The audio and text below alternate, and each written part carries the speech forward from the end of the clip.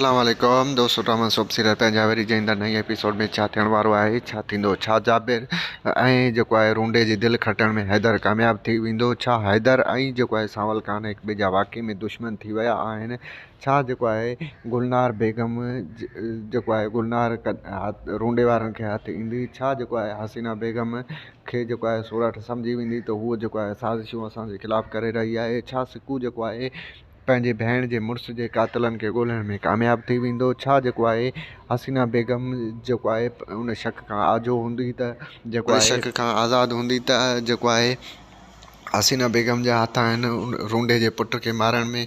इन सॼी तफ़सीलात ॼाणण खां पहिरियां जेकॾहिं तव्हां असांजे चैनल ते नवां आहियो त महिरबानी करे असांजे चैनल खे सब्सक्राइब कंदा त जीअं हर ईंदड़ नई ख़बर अवां भाइरनि ताईं पहुची सघे।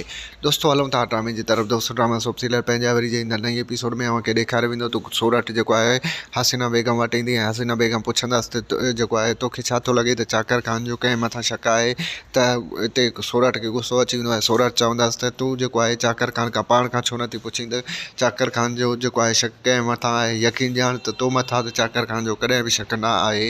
ऐं होॾो दोस्तों तव्हांखे ॿुधायूं त जाबिर जेको आहे कासिम वारा हिक ॿिए सां सलाहूं कंदा। कासिम चवंदो त जेको आहे छा हैदर पंहिंजे जेको आहे सौट सांवल खे मारण में कामयाबु थी वेंदो, त जाबिर चवंदो त हैदर में एतिरी थूम न आहे जो उहो सांवल खान खे ज़हर ॾिए। ऐं होॾो कासिम चवंदसि छा हैदर सां जेको आहे सांवल घटि कयो आहे जो हैदर अञा बि उनखे माफ़ु कंदो। ऐं होॾो दोस्तों तव्हांखे ॿुधायूं त हैदर जेको आहे सांवल खान सां बिल्कुलु बि मिलियल आहे ऐं जाबिर वारनि जी फ़िलहालु दिलि खटण में कामयाबु थी वेंदो ऐं पोइ जाबिर वारनि खे चूतियो करे ऐं उनखां सॼियूं हक़ीक़तूं बयानु कराइण में कामयाबु थी वेंदो।